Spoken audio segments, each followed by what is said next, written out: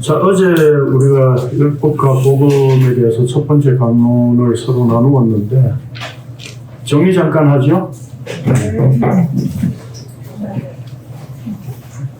인간의 율법관에서 제가 뭐 말씀드렸죠? 핵심이 뭐예요?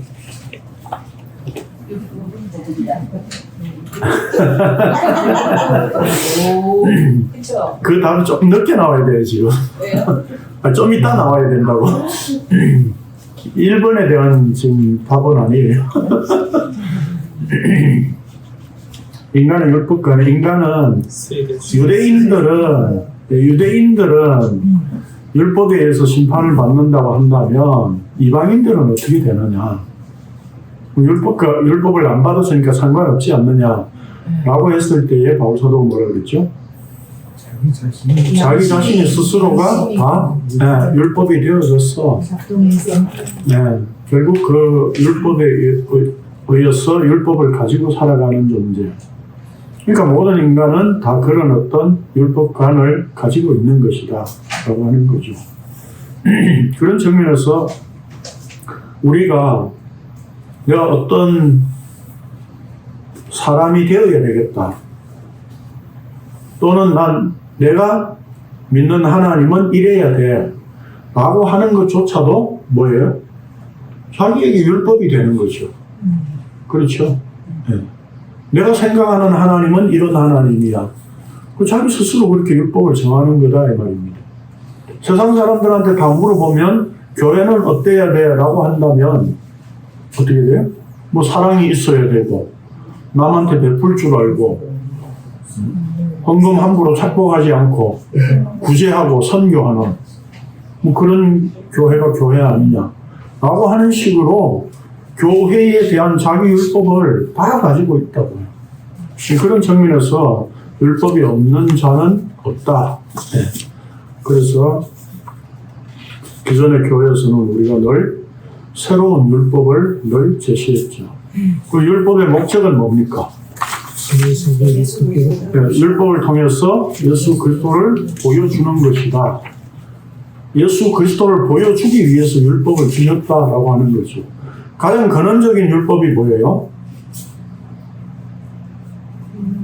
선악나무와 생명나무. 결국 선악의 나무를 먹고 죽어서 생명을 얻는, 그래서 예수 그리스도로 말미암아서 생명을 얻는 그것을 보여주신 가장 원초적인 율법인 거죠. 그래서 오늘날도 이제 우리가 복음적인 시각에서 이야기를 하면 바로 예수 그리스도가 선악의 나무와 생명나무가 되는 거죠. 그래서 세상의 대부분의 교회들은 예수 그리스도를 선악의 나무로 취하는 거죠. 그러나 죽어서 예수 그리스도를 생명나무가 되신 그 생명나무가 되는 은혜를 우리가 알지 못하고 율법으로 계속 취하려고 한다 말이죠. 율법의 기능은 뭡니까? 죄를 알게 하고 깨닫게 하는 것이고, 그래서 알게 하고 깨닫게 해서 뭐 하겠다는 겁니까? 예수 그리스도께로 인도되는, 예수 그리스도께로 나아가는, 그게 율법의 기능이에요.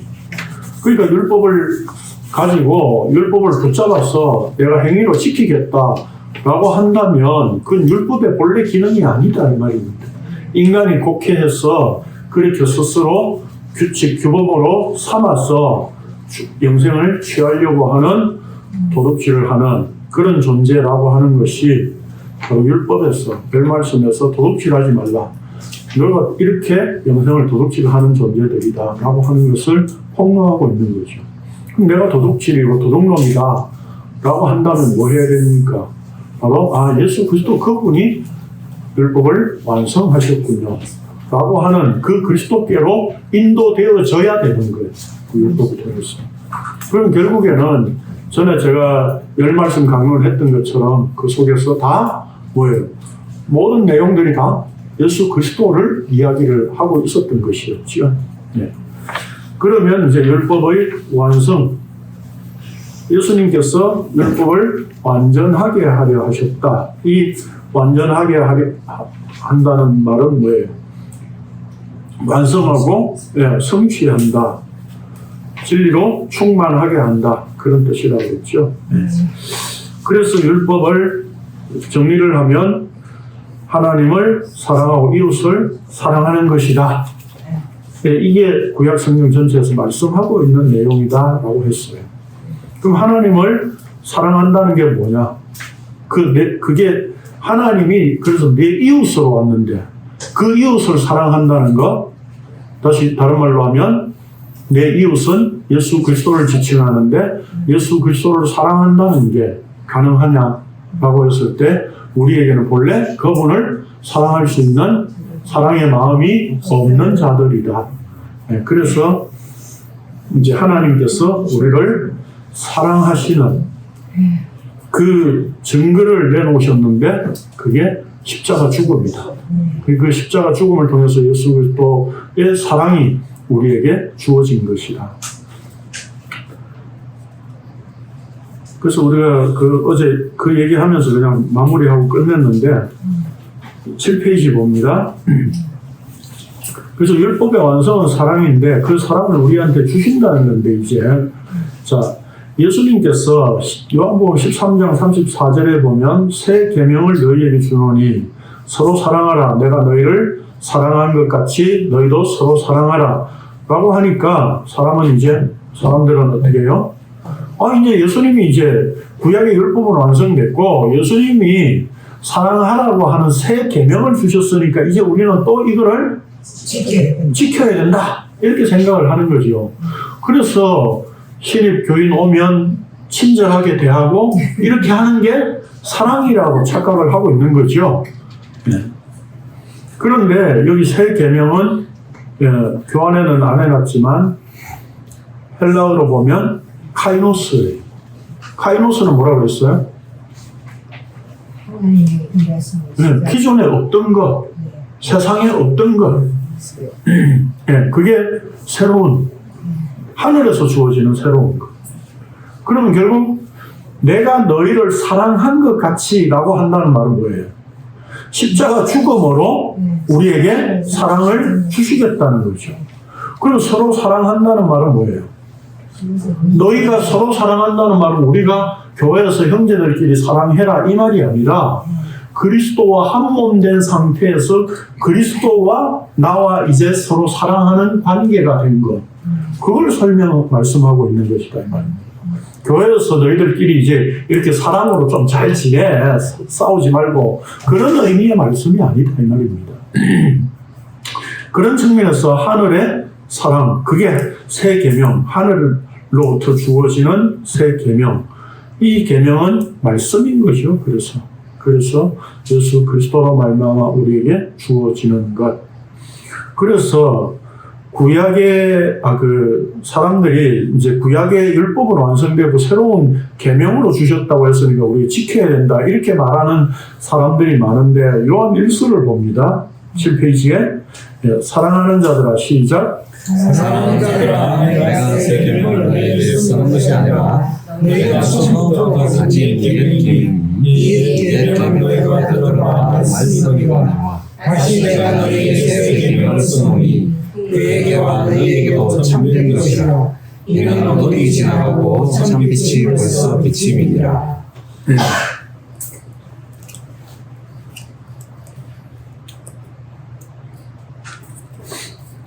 여기 보니까 새 계명은 사실 새 계명이 아니라고 그랬죠. 뭐라고요? 옛 계명. 그러니까 구약의 율법에서 본래 주신 말씀이라는 거죠. 이게 말씀이라는 거죠. 그래서 여기에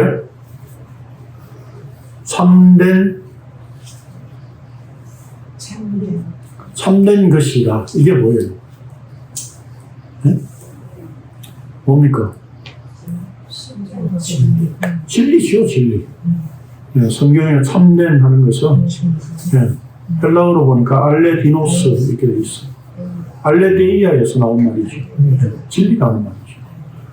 이게 진짜야 라고 하는 게 아니라 이게 진리야 라고 하는 거죠. 이 진리는 바로 예수 그리스도의 십자가 죽음으로 우리에게 주어진 거죠. 우리는 어떤 존재였습니까? 로마서 5장 39절 42절에 보니까 하나님을 사랑하는 것이 너희 속에 없음을 하는 거라. 예수님 우리에게 사랑이 없다는 걸 알고 계십니다. 그런데 너희가 서로 사랑하라. 이 말은 그럼 앞뒤가 안 맞잖아요. 그러니까 우리가 성경을 해석할 때에 이런 것들을 우리가 제대로 이해를 해야 되는 겁니다. 너희가 서로 사랑하라. 그럼 우리 교회가 서로 사랑으로 잘 지내자 하는 말이 성립이 안 된다 이 말입니다. 우리에게 본래 사랑이 없다는 것을 예수님은 아시고 계신다는 거죠. 사랑이 없다는 걸 아는데 너희가 서로 사랑하라 라고 한다면 이거는 예수님은 뭐예요? 사기꾼이죠. 그렇죠. 없는데 사랑하라고 한다면 그러니까 십자가 죽음으로 그 사랑을 우리한테 넣어주시고 그 사랑으로 이제 그리스도와의 사랑의 관계가 됐다. 이게 너희도 서로 사랑하라라고 하는 말씀인 거죠. 그래서 요한일서 4장 10절 같이 봅시다. 시작. 사랑은 있으니 우리가 하나님을 사랑한 것이 아니요 하나님이 우리를 사랑하사 우리 죄를 속하기 위하여 한국제물로 그 아들을 보내셨습니다. 네. 하나님의 사랑을 우리한테 넣어주신 거죠. 그렇다면 사랑을 주셨다는 의미를 다른 의미로 우리가 어떻게 볼 수 있느냐면 의를 이루는 율법의 마침 그런 의미로 또 바울 사도가 풀고 있어요. 로마서 10장 4절에 보니까 그리스도는 모든 믿는 자에게 의를 이루기 위하여 율법의 마침이 되시니라. 빌립보서는 같이 읽읍시다. 시작. 내가 가진 의는 율법에서 난 것이 아니요 오직 그리스도를 믿음으로 말미암은 것이니 또 믿음으로 하나님께로 가는 의라. 네, 여기 그리스도를 믿음으로를 그리스도의 믿음으로 바꾸세요. 성경을 네 마음대로 또 변개하네 라고 하실지는 모르겠는데 다른 분들이 이 강론을 들으면 그러실지 모르겠지만 성경에는 분명히 속격으로 되어 있습니다. 소유격으로. 소유격이라는 말은 출처와 소유가 그리스도의 것이다. 이 믿음이 내게 아니에요. 그 다음 제가 읽을게요. 예수께서 그리스도이심을 믿는 자마다 하나님께로부터 난 자니 또한 낳으신 이를 사랑하는 자마다 그에게서 난 자를 사랑하느니라. 우리가 하나님을 사랑하고 그의 계명들을 지킬 때에 이로써 우리가 하나님의 자녀를 사랑하는 줄을 아느니라. 하나님을 사랑하는 것은 이것이니 우리가 그의 계명들을 지키는 것이라. 그의 계명들은 무거운 것이 아니로다. 무릇 하나님께로부터 난 자마다 세상을 이기느니라. 세상을 이기는 이 승리는 이것이니 우리의 믿음입니다. 우리에게 주어진 믿음이지. 그러니까 여기 우리가 하나님을 사랑한다는 것은 뭐예요? 예수 그리스도의 십자가 죽음의 은혜가 우리한테 주어진 거죠. 십자가에 죽으신 그 예수 그리스도 그분이 내 안에 찾아오셨다는 겁니다. 그렇기 때문에 우리에게 이제 어떤 존재가 된다고요? 사랑이 있는 존재, 믿음이 있는 존재가 된 거예요. 그래서 이 사랑도 믿음과 동의어예요. 그렇기 때문에 여기 이것이 우리의 믿음이라 그렇게 표현하고 있는 거예요. 그러니까 믿음, 소망, 사랑을 우리가 자꾸 다른 걸로 이렇게 풀어서 다른 문제로 이렇게 생각을 하면 안 되는 겁니다. 네. 그래서 구약의 샤마는 헬라어로 테레오로 보통 번역하고 있는데 지키다, 안으로 감직하다, 마음에 품고 새기다 이런 뜻입니다. 그런데 인간들은 계속 필라소로 답변을 하는 거죠. 이 부자청년은 필라소는 꺼내서 보여주는 거예요. 행위를 해서 사람들한테 행동으로 보여주는 것. 그러니까 사실은 오늘 한국 교회가 바로 이런 짓을 하고 있는 거죠. 모든 행위를 자꾸 꺼내서 보여주기를 유도하고 그렇게 만드는 거죠. 그렇게 하는 동안 우리는 그리스도의 그 사랑이 내 안에 품고 새겨진 것을 전혀 이해하지 못하는 상황으로 만들어버린 거죠. 그러니까 결국은 오늘날 교회가 예수 그리스도, 복음, 성경, 뭐 하나님, 성령 이런 말들은 하지만 십자가 뭐 이런 말들은 하지만 사실은 뭐예요? 그런 용어들을 가지고 오히려 복음을 가리고 있는 상황이에요. 그래서 어떤 분이 표현하셨던 것처럼 오늘날 목사들은 십자가를 가리는 수고로 월급 받아먹고 살고 있다. 그런 상황인 거죠. 그러면 김 목사 니는 다르냐? 저도 역시 마찬가지예요. 저도 복음을 드러낸다고 하지만 사실은 뭐예요? 여기서 지 잘난 거 이야기를 하고 있는 겁니다. 사실은. 그래서 제가 쓰레기를 쏟아놓는다고 얘기를 하는 겁니다. 그럼에도 불구하고 성령께서 복음의 말들로 조합해서 우리에게 알아듣도록 만드시는 거죠. 그래서 오늘 우리가 율법의 완성에 대한 문제를 이제 정리하면서 그 문답 형식의 정리 그 바로 위에 5줄 있죠. 그거 같이 한번 읽어봅시다.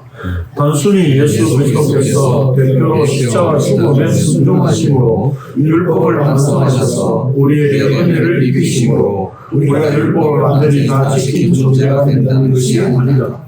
예수 그리스도와 더불어 함께 십자가의 죽음으로 율법의 완성 안에 함께 죽고 사는 것으로 생명이 이루어지는 것이다. 그래서 진리의 성령에 의해 진리의 신신 예수 그리스도가 마음에 품고 새겨진 상태가 된 것이다. 이를 예수 그리스도와 한몸된 교회요 성도라고 합니다. 그러니까 십자가 사랑이 주어졌다는 것은 믿음으로 예수 그리스도 그분이 찾아오셨다는 거고, 그분이 찾아오셨다는 이야기는 뭐예요? 너 나와 함께 십자가에 죽자라고 하신 것이었다 이 말입니다. 그래서 그리스도와 함께 십자가에 죽고 살아나서 생명을 얻게 되는, 이게 매일매일 날마다 일어나는 일. 이것이 날마다 있는 자들이 교회요 성도라는 거예요. 근데 오늘날 교회가 대부분 다 어디까지만 알고 있어요? 여기 첫 번째 문장까지만 이해하고 있죠.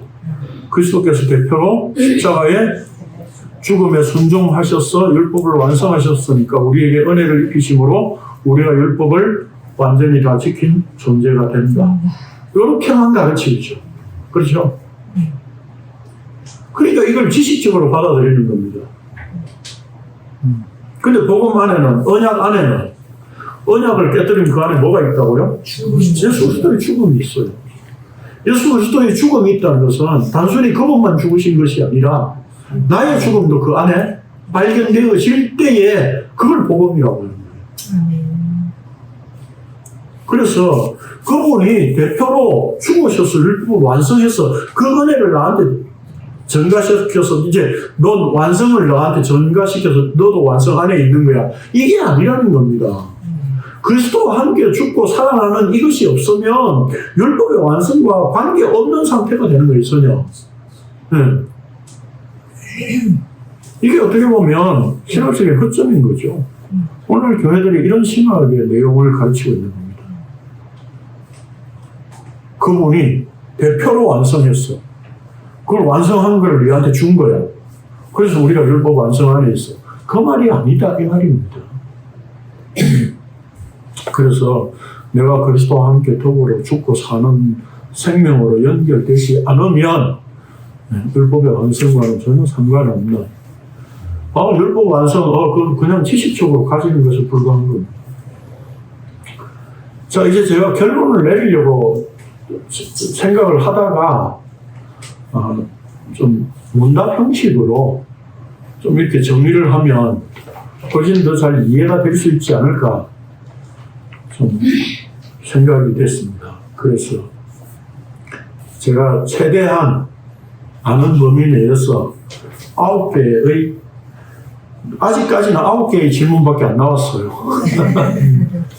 그러니까 이걸 끝내고 여러분들이 율법과 관련해서 또 질문하고 싶은 걸 있으면 하세요. 그럼 10번째, 11번째로 추가해서 제가 또 정리를 좀 더 하도록 하겠습니다. 첫 번째, 왜 율법 시대와 은혜 시대로 나누어서 보면 안 됩니까? 왜 안 돼요? 갑자기 기도하시네. 성경 자체가 율법 시대와 은혜 시대에 나누어 있지 않다는 거죠. 그렇죠? 왜요? 창조 때부터 하나님은 언약으로 말씀하셨어요. 그러니까 언약의 역사로 쭉 흘러온 거죠. 그렇죠. 그런데 거기에 이렇게 세대주의자들이 말하는 것처럼 양심시대, 율법시대, 교회시대, 이렇게 해서 나누어서 볼 수 있는 구분이 언약 안에는 없다, 이 말입니다. 그래서 선악의 지식나무를 통해서 하라와 하지 말라는 것으로 율법은 이미 주셨더랬습니다. 그렇죠?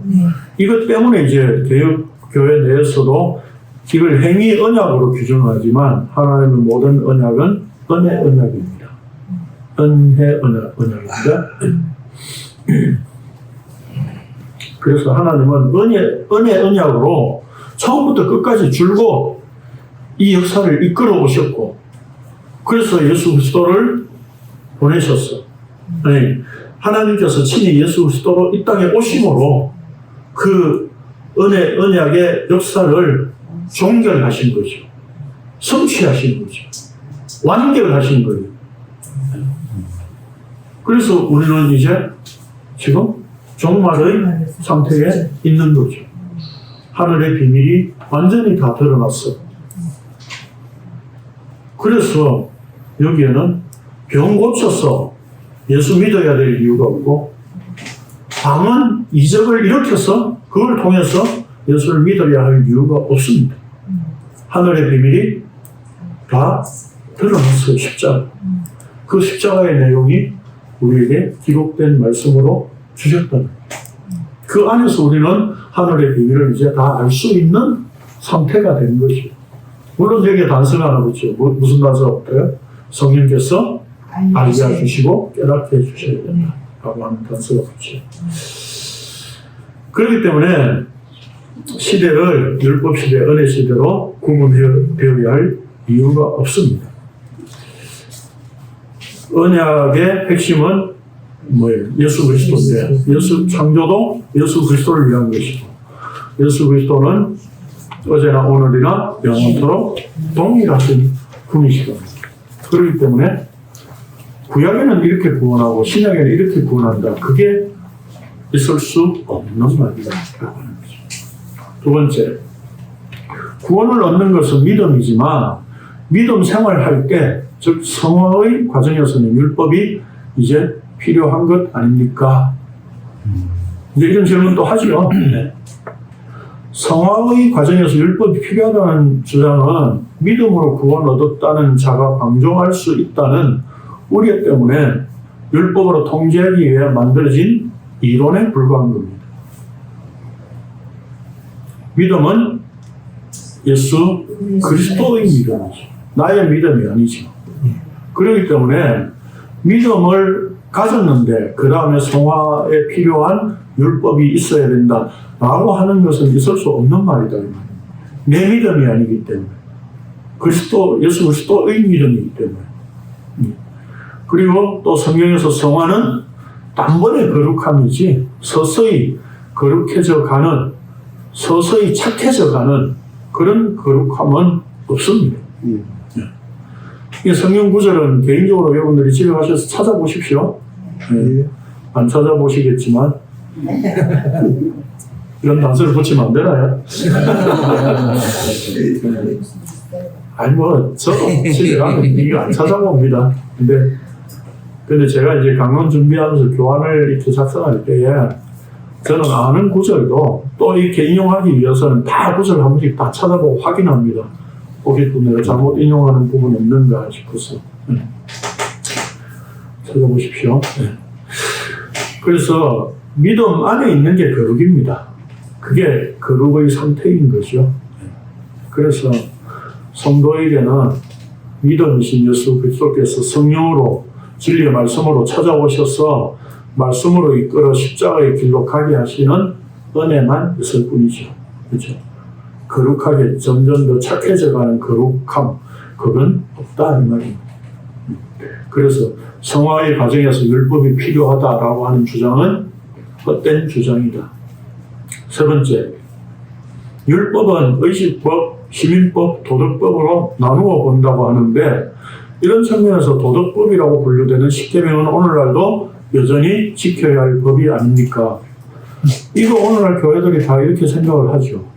그래서 예배 시간에도 가끔씩 초반에 십계명 교독하잖아요. 그렇죠? 십계명 교독하잖아요. 네. 이건 도덕법이기 때문에 우리가 계속 지켜야 된다. 이렇게 보는 거죠. 그런데 복음 안에는 윤리, 도덕이라는 게 없습니다. 그러니까 율법 자체를 의식법, 시민법, 도덕법 이렇게 나눈다고 하는 것 자체가 성경적이지 않은 겁니다. 그냥 율법 자체를 생각을 하고 그 율법은 뭐예요? 어제 우리가 했죠. 율법은 통칭 하나님의 말씀이다. 다바르 말씀이에요. 그러니까 그걸 자꾸 하나님의 말씀을 난도질해서 우리는 의식법, 도덕법, 시민법 이렇게 구분해야 될 이유가 없는 거죠. 우리가 하나님께서 주신 말씀을 우리끼리 마음대로 갈라먹게 하는 거예요. 이거는 성취됐고 이거는 우리가 계속 지켜가야 할 내용이고 이렇게 우리끼리 서로 그렇게 나누고 있는 거예요. 그게 뭐예요? 십자가 밑에서 예수님의 옷 가지고 나누려고 하니까 이건 뭐 나눌 것도 안 된다. 통으로 네 먹어라. 우리는 그리스도에게는 관심이 없고 그렇게 옷 나누는 일에 로마 군중들이 했던 것처럼 우리는 복음에는 사실 관심이 없고 율법을 가지고 이렇게 우리가 자꾸 나누어요. 네? 그래서 어제 우리 박 권사님도 말씀하셨지만 레위기 가지고 음식을 왜 이렇게 하나님이 규제하셨느냐, 먹지 말라고 하셨느냐 이런 거 다 우리 입장에서 해석하고 우리 입장에서 적용시키려고 하는 거죠. 십계명 자체가 성경에 없는 말입니다. 열 말씀인 거죠. 네. 그러면 열 말씀은 완전한 말씀으로 예수 그리스도를 가리키죠. 그러니까 계명은 우리가 행동으로 지켜야 될 문제가 아니라 바로 마음에 품고 새겨지는 것. 예수 그리스도의 사랑이 내 안에 들어오는 것. 그게 마음에 새겨지는 거죠. 그래서 우리가 계명을 지키려고 하는 것은 어제 우리가 마가복음에 봤죠. 예수님께서 하나님 말씀을 폐하는 것이 폐한다 그렇게 말씀했어요. 그러면 결국 하나님 말씀을 폐한다는 것은 예수 그리스도를 대적하는 원수가 되는 거예요.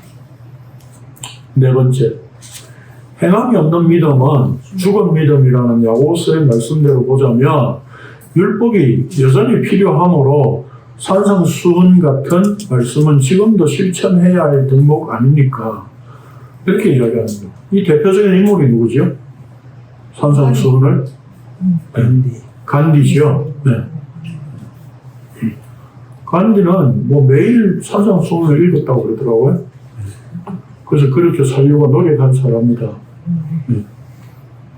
근데 완전하게 그렇게 살 수 있었을까요? 네. 중요한 것은 우리가 이제 야고보서에서 말씀하는 걸 우리가 이해를 해야 돼요. 언제는 또 야고보서 하겠지만, 믿음이 예수 그리스도라고 그랬죠. 그러면, 행함이 없는 믿음은 죽은 믿음이다라고 한다면 이 믿음은 예수 그리스도의 믿음이 아닌 거죠. 그러면 행함이 뭡니까? 예수 그리스도의 행함인 거죠, 결론은. 그러니까 우리의 행함을 말하고 있는 게 아니다 이 말입니다. 야고보서는 예수 그리스도의 믿음으로 예수 그리스도 그분이 우리 안에서 어떻게 행하시는가를 말씀하고 있는 게 야고보서예요.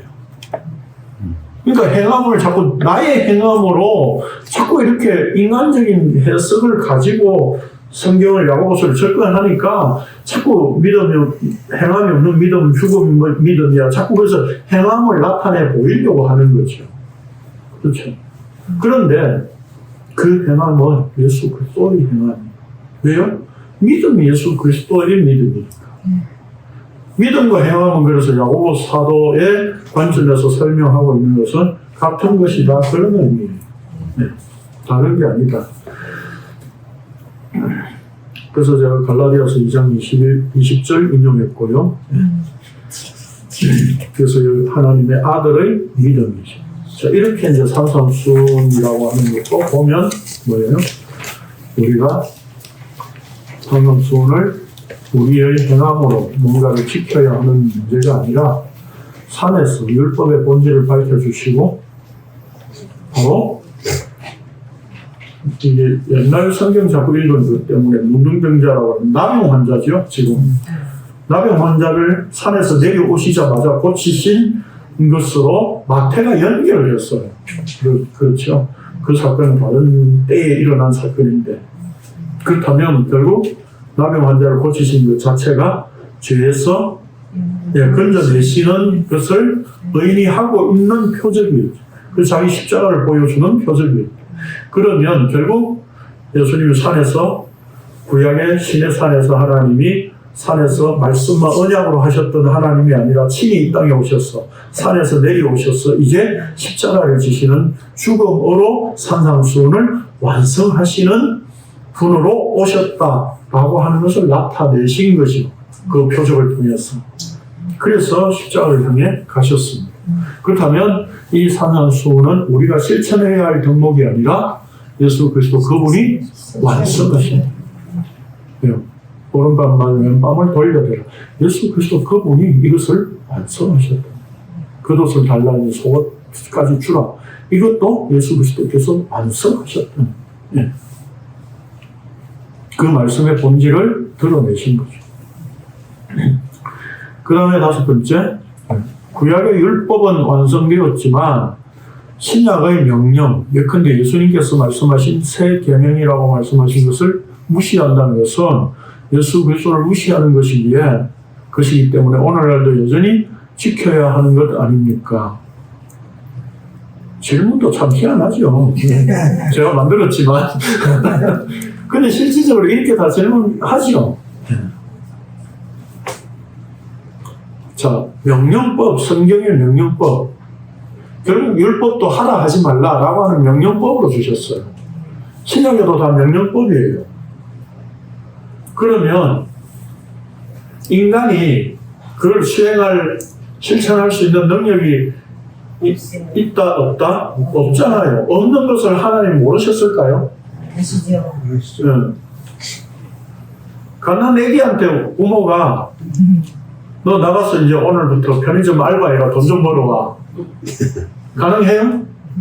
할 수 없다는 걸 부모가 안다 이 말입니다. 안다는 건 뭐예요? 이제 너를 그렇게 키울 거야 이 말인 거죠. 그런 존재로 만들 거라는 거죠. 그러니까 하지 말라 하라 라고 하는 그 명령법 속에서 가지고 있는 것은 뭐예요? 하나님의 약속인 거죠. 그러니까 하나님의 언약의 관점에서 보지 않으면 안 되는 겁니다. 이게 하나님의 약속이라고 약속. 내가 너를 그렇게 만들 거야 라고 하는 거죠.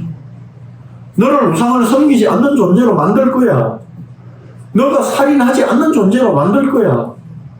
너가 탐심을 가지지 않는 존재로 만들 거야. 그 만드는 것은 뭐예요? 예수 그리스도 그분이 찾아오셔서 내 안에 하나 되는 것. 하나 되면 너는 이제 그런 존재가 안 되는 거야. 우리의 음행을 끝내고 도둑질을 그분이 끝내실 것이고 탐심을 가진 우리의 마음을 끝내실 겁니다. 그게 그분의 십자가예요. 그 십자가에 우리를 끌고 들어가서 죽이셨어. 그걸 완성시키셨어.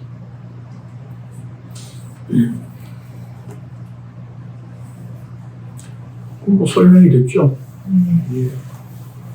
그 네 번째 줄에 도무지 완벽하게 행할 수 없는 그 없는 빠졌어요. 없자가 죽은 존재라는 것이 죄의 고백이에요. 그래서 사랑은 우리에게 없고 하나님께서 주신 것이고 이거 앞에 다 했죠. 로마서 5장 8절에 보면 우리가 죄인 되었을 때 이건 죽었을 때의 문제. 죽어 있는 상태에 있을 때 그리스도의 십자가 사랑을 우리에게 넘겨주시죠.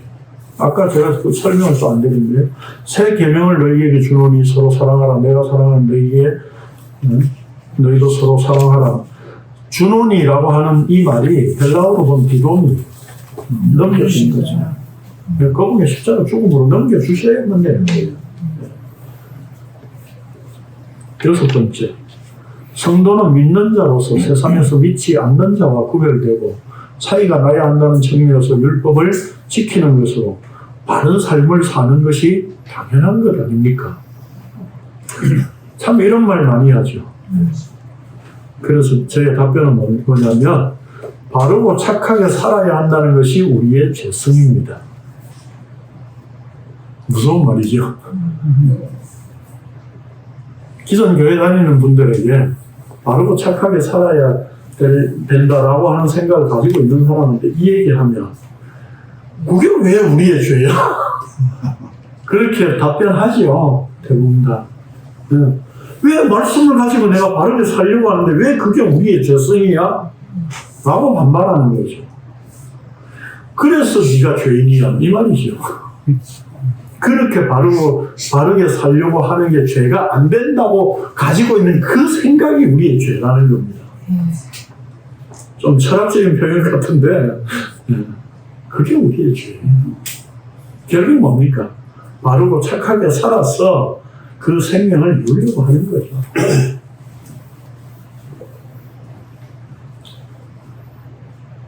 그래서 제가 이런 이야기를 한 겁니다. 스스로 만든 율법이란 규범을 만들어 그 안에 자신을 가두고 목표를 이루려고 합니다. 그게 자기 자신의 율법이 되는 거죠. 그래서 자신은 대단한 존재임을 나타내고 자기 명예를 드러내고 싶어 하죠. 내가 권사를 마이가리로 딴 것도 아니고 사기쳐서 딴 것도 아니고 정식으로 임직해서 땄는데 왜 권사로 안 불러주냐.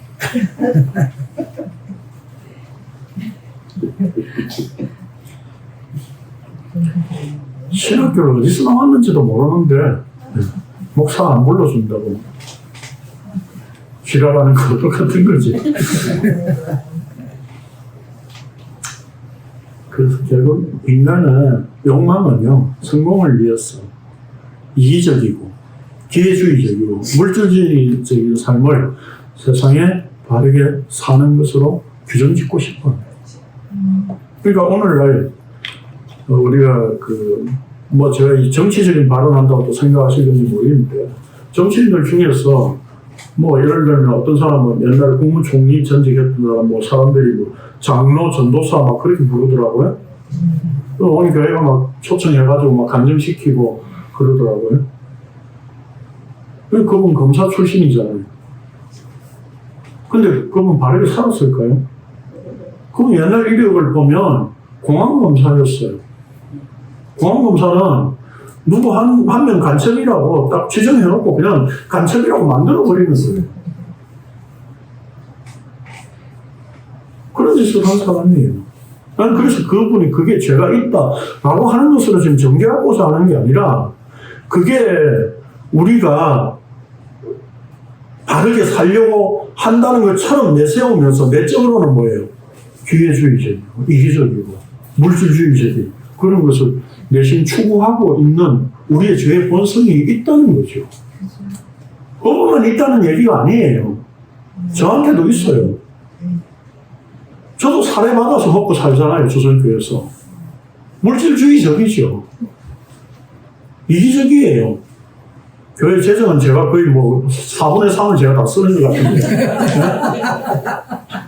네? 이기적이잖아요.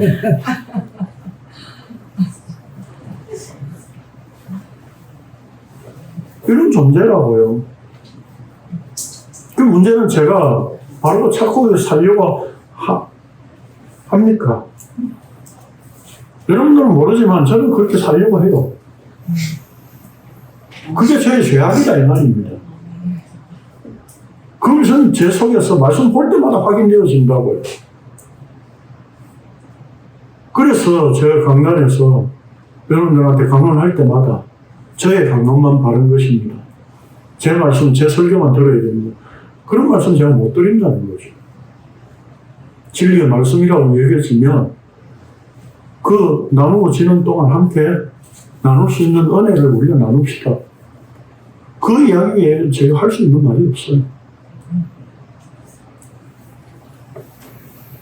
그런 측면에서 바르게 살려고 하는 게 우리의 죄다 라고 하는 것을 우리가 늘 확인해야 됩니다.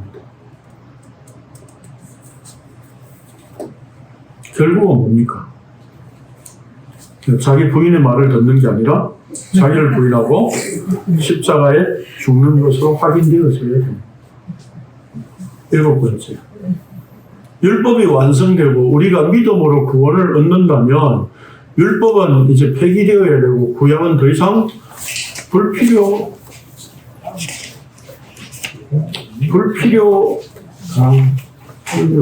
왜 이렇게 됐어요? 더 이상 볼 필요가 볼 필요가 없는 것인가? 네, 없는 것이니까 네, 맞습니다. 제대로 써놓고 내가 읽지를 제대로 못했네. 자, 보통 우리가 이런 식으로 말하는 데는 목사들이 예화를 이따위 걸 들었어요. 모델하우스. 구약은 모델하우스고 이제 예수님이 오셨으니까 본집이 왔다는 거죠. 지어졌다는 거죠. 본집이 다 지어지면 모델하우스는 없어요. 부신다는 거죠. 그럼 구약은 이제 찢어내버려야 됩니까? 네? 그게 아니라는 거죠. 그렇죠? 그런 측면에서 제가 소제목이 율법도 복음이다. 결국 구약을 통해서도 우리가 예수 그리스도라고 하는 그 복음을 확인할 수 있어야 됩니다. 그렇기 때문에 모델하우스 이런 어떤 예화들은 잘못된 것이다. 그래서 구약이 필요 없는 책이 아니다 이 말입니다. 구약의 모든 내용들이 언약의 관점에서 예수 그리스도를 계시하고 있다.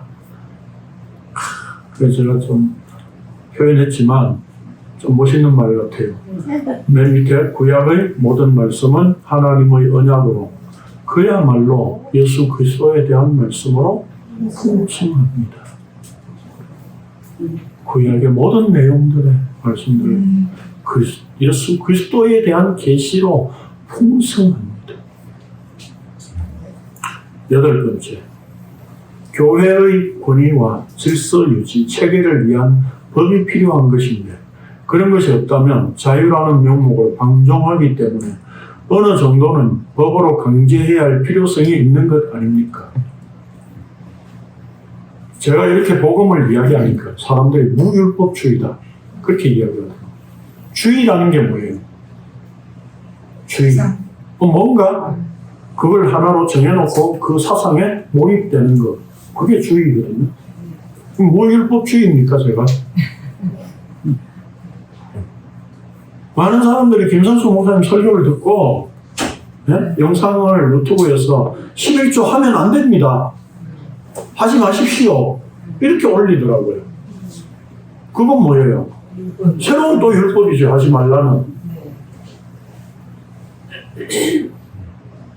그래서 제가 말하는 게 그것조차도 새로운 율법이다. 이렇게 말하면 제가 뭐 율법주의입니까? 아니죠. 오히려 율법 속에서 그리스도를 보자는 주의예요. 말을 하자면.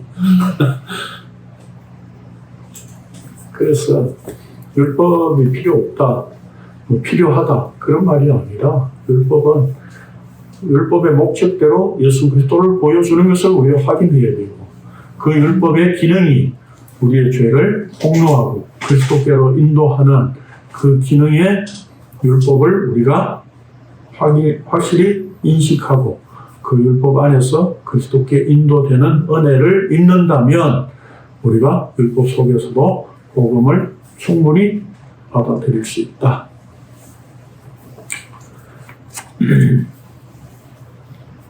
9번째.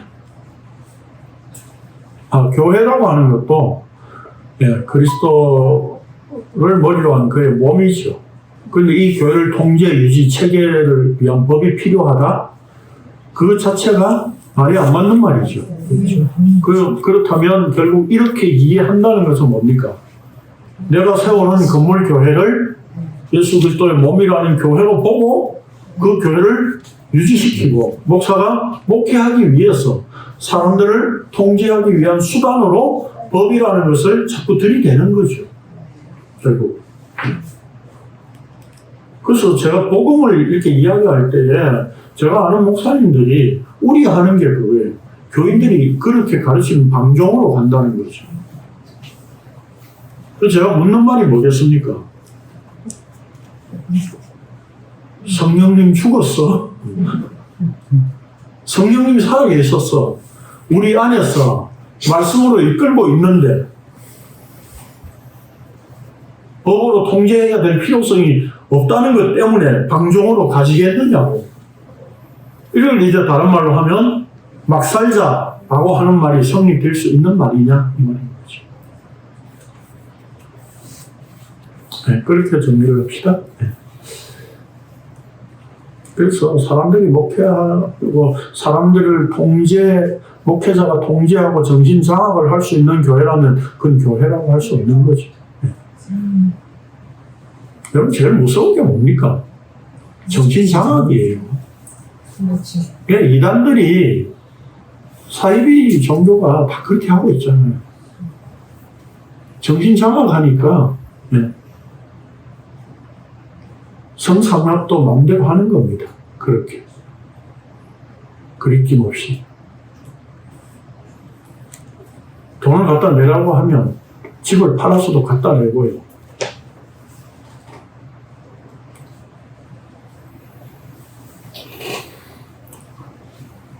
자기 부인과 십자가 죽음이 이루어지는 것 안에서 십자가 사랑만 날마다 우리가 확인하면 되는 거예요. 여기 돈 문제가 왜 개입됩니까? 그저 돈이라고 하는 건 뭡니까?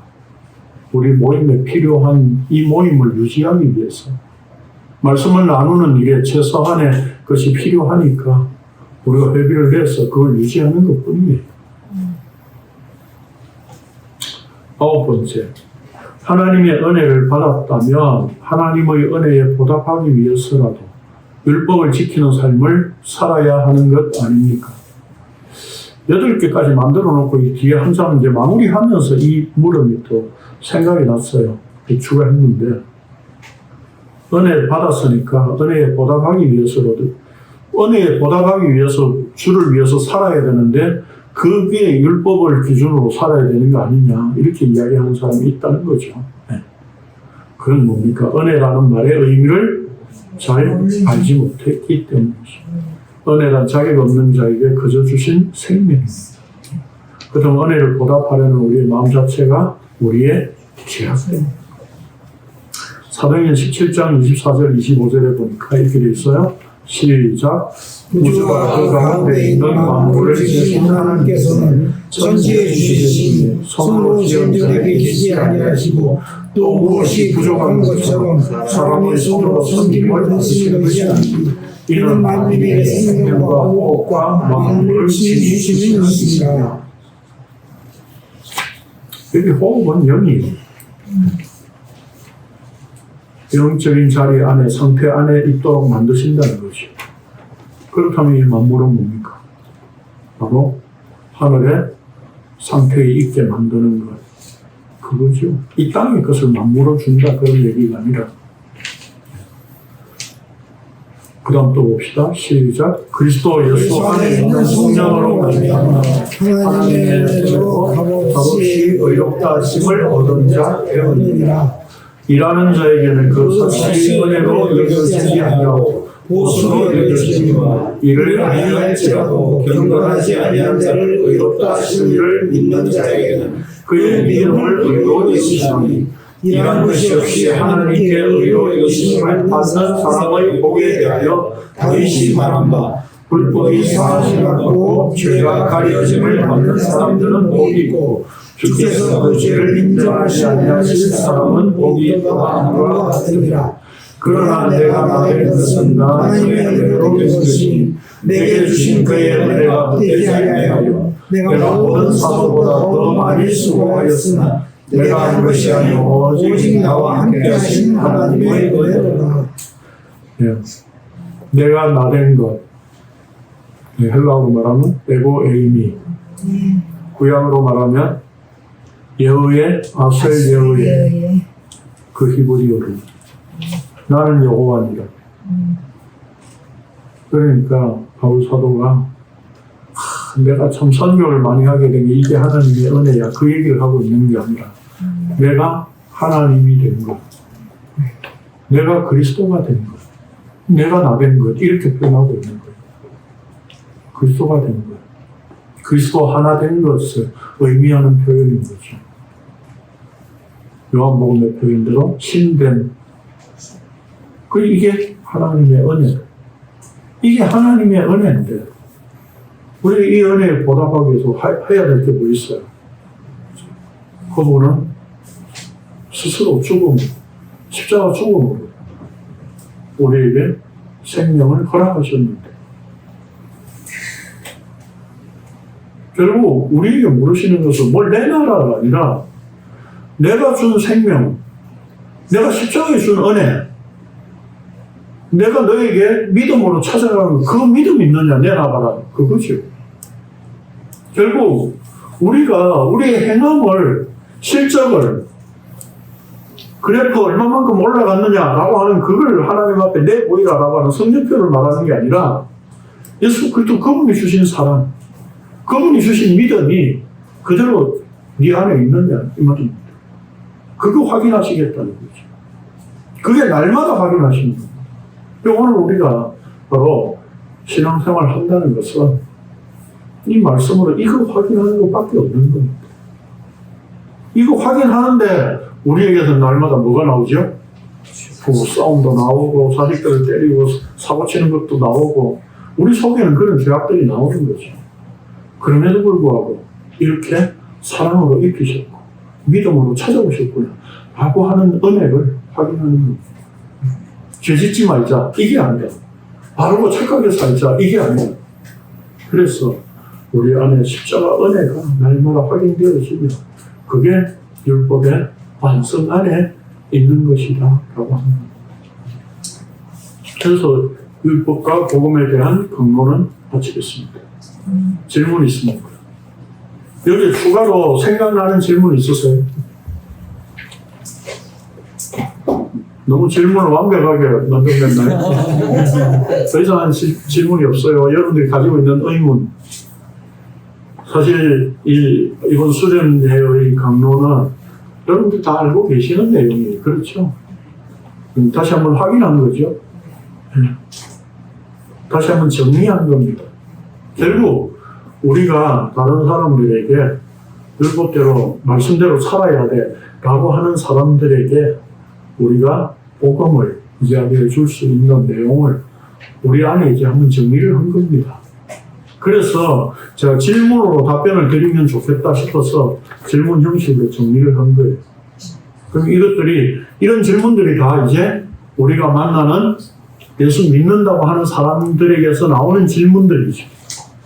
그걸 가지고 우리가 다시 한번 율법의 복음에 대해서 설명해 줄 수 있고 증거해 줄 수 있는 은혜가 있으면 좋겠습니다.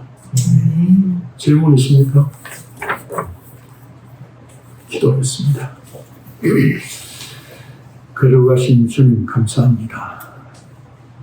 하나님께서 주신 율법은 거룩하고 의롭고 선하다 하였습니다. 그러나 인간들은 선악의 나무로 취하였습니다.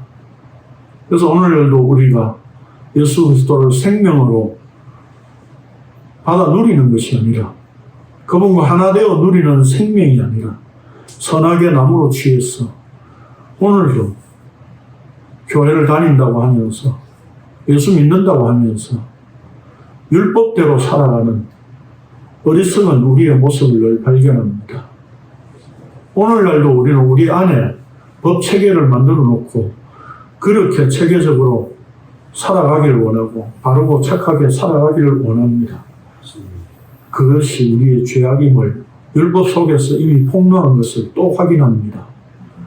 그래서 우리가 이 죄를 깨닫는 순간 예수 그리스도께로 인도되어지는 이 율법의 역할에 끌려가서 오늘도 말씀 안에서 십자가 사랑을 확인하고 율법의 완성됨을 확인하는 내 죽음을 발견함으로 오늘도 하나님께서 허락하시는 생명을 쫓아 그 생명을 누리는 자로 살아가게 하여 주시옵소서.